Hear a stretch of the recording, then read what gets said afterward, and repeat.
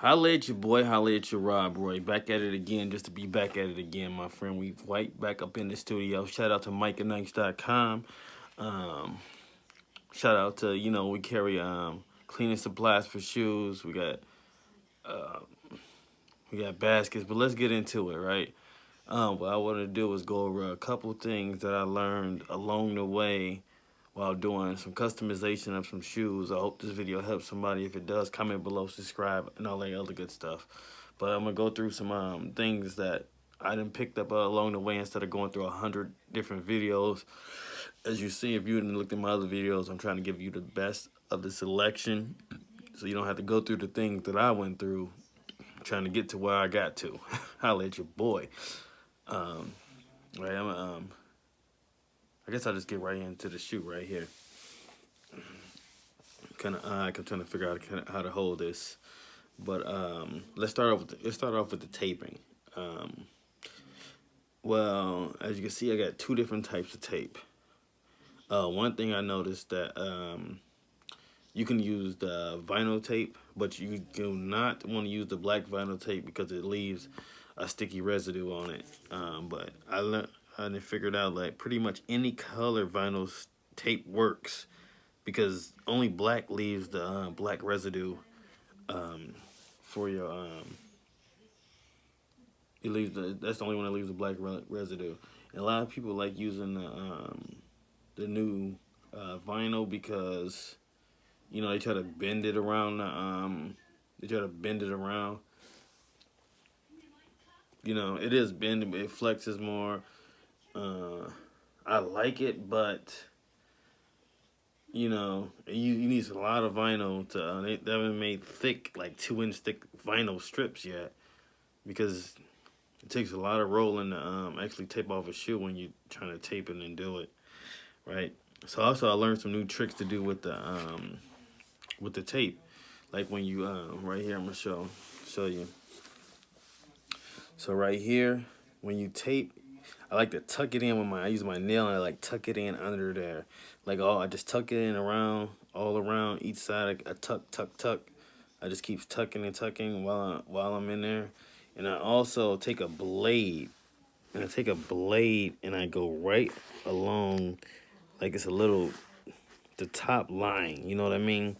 Because I noticed when I first started using this, it was a little gap. It would be, I would cut it with the X-Acto knife, and there'd be a huge gap in between the right there. Then I'd add to leaks, and you don't want no gaps. You want it to look clean.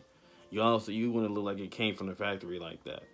So when you using an X-Acto knife, you want to go to, it's like I guess you're gonna have to practice, but I try to go to the top line that's against, is like I say, the top line that's showing. Like that little line right there, you see how it sticks out? That's the line I cut on. I just tuck the other rest. Like I try to like tuck it under or something like that. If that's what I'm trying to explain to you, And so that's one tip I learned, because at first I was getting horrible results with the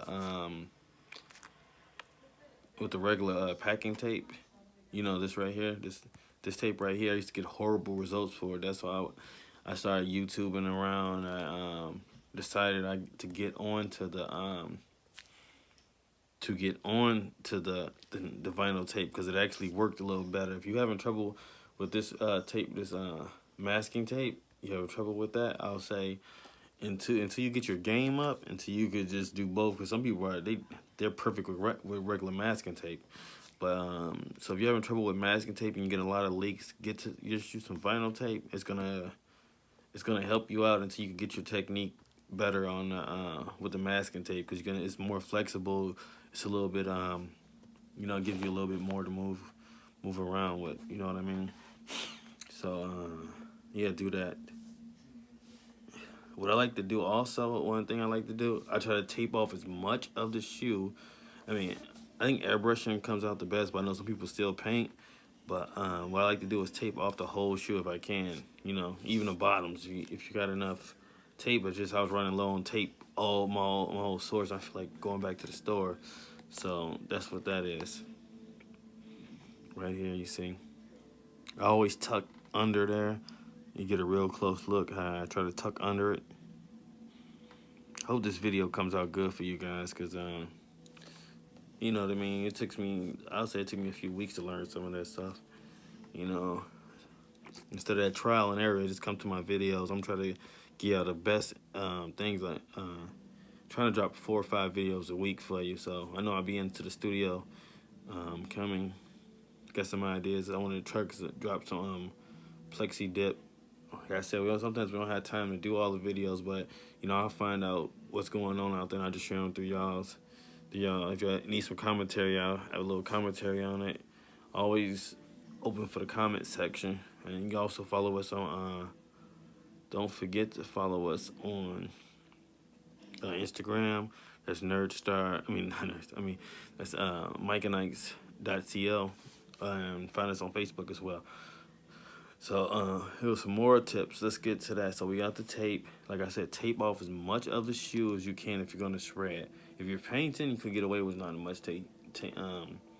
Not as much tape, because you're just gonna paint it. But if you're doing any type of airbrushing or spraying, I would go to straight, trying to tape off the whole shoe, because it could be one little flick like that, and you didn't painted the shoe. You know, we're going with that. I just use acetone. You know, just like acetone, I dab it off. That's my technique. I just use light acetone if I overspray somewhere. Now with this heel thing, with this, the toe box right here, so I laid the 2-inch on top, and I creased it. Like I said, let me go back in there. I use my thumb and I go into the creases until it cuts in there. Then I take the X-Acto knife and the top layer right there, and I just cut it. Actually, I use the bottom layer on this because, you know, I went in deep as I can and try to tuck it all so it stays all nice and clean. So you want to go in there and go, you see how clean that is? And I also go back in with my hand and I do this. I do stuff like this. I rub it like that to make sure there's no gaps. You know, just rub it with my finger. And so, all right, this is pretty much it. It's gonna take you a few tape jobs, so don't worry about it. I know I done got a lot better, and you know, just a short time. You got to get used to handling different products, I guess. And if you can afford the vinyl tape, I would get the vinyl tape, but I think once you get to a certain level, you could get away with using a masking tape. So, just like me, I just had to use the masking tape and get back to it because I didn't have enough vinyl tape. And I was like, that's not bad. That's not that bad of a job. All right, fast forward now. Just get to the stencils. All right, the stencil part of the game. Now, that's why you have your leaks. And I had to look around and find out about this too, you know, because everybody tell you, you know, you get your stencils, you either stick it to it or they show you different techniques of sticking it to the shoe, right? They don't tell you, like, get a heat gun and then how long to hold it on for. And then, so I'm going to just show you my technique. I was counting it out because make sure I could pass it on to you guys. So what I do for my technique is, so first of all, I place every little one on. I use tweezers. Get you a pair of tweezers right here, long toes tweezers. That's probably the best thing you're gonna have, tweezers. I mean, I guess you could do this with your fingers, but I can see you messing up a whole lot of these things trying to get them with your fingers, or not getting the right proper placement. So get you some tweezers, some long nose ones, and you know, stencils, whatever.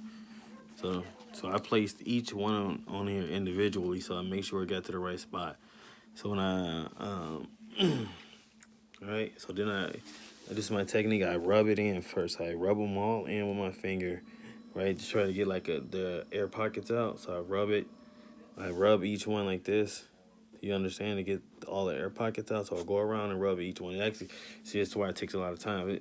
But I see it cuts down on leaks drastically, right? So I go through that first, and then I go through. I got a heat gun. I put it on a low setting, right? So I put on a low setting, and then I count. So I go like, I'd be like, with one hand, 1, 2, 3, right there. Next one, 1, 2, 3. Do not let it sit on there more than 3 seconds. Maybe a blow dryer is even better because, a blow dryer has it's a lighter heat source out of it. But I have my heat gun. See if I can show you which brand I got. And I don't even have it on.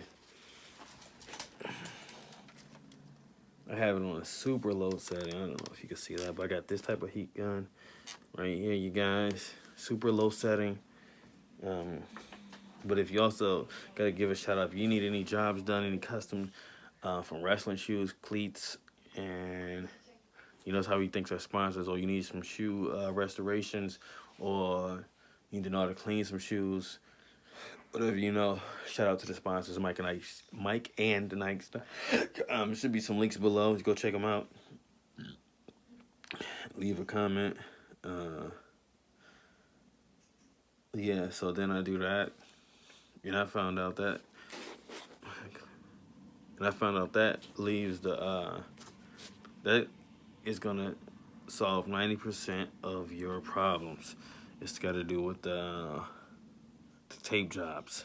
It's your tape jobs, and it's got to do with your you setting your stencils, the way you set them in. Because when you set them and you heat them, you want it to look like you can't really see it, but it looks like the skin of the shoe. Like this shoe has those little like bumps, I'll say, like skin has bumps and stuff. So when you heat it and you rub it in, it should take the form of the skin of the shoe, right? So that's how you got a good seed. Like some of these, I'm like, oh man, maybe I touch them up a little bit better, but that's how it's good, because it started looking like the skin of the shoe. But do not hold a heat gun on any of your stencils more than, I'll say, 3 seconds on a low setting, because it's gonna burn them up anyway. So then you're gonna have to go re-stencil it, or maybe burn your shoe up. Who knows? But that's what's been work for me. I'm gonna go ahead and get these finished up for a client. And but if you want a pair of these, let me know. Comment below. These some LVs, maybe. Yeah, I put Louis Vuitton. I put that on there. I didn't do that, but yeah. So I'll put that on there too. So yeah. Any questions? We know we did plenty. You did plenty of these shoes, so it's nothing. But it just takes the time. The time takes to the placement, and I thought I'd just share that with y'all. And maybe I'll do another video on airbrush pressure. Because that's also I learned. Because the first ones we did, we hand paint them, but that took forever. Yeah, I think airbrush and but every airbrush has a different setting too. So that's the different thing.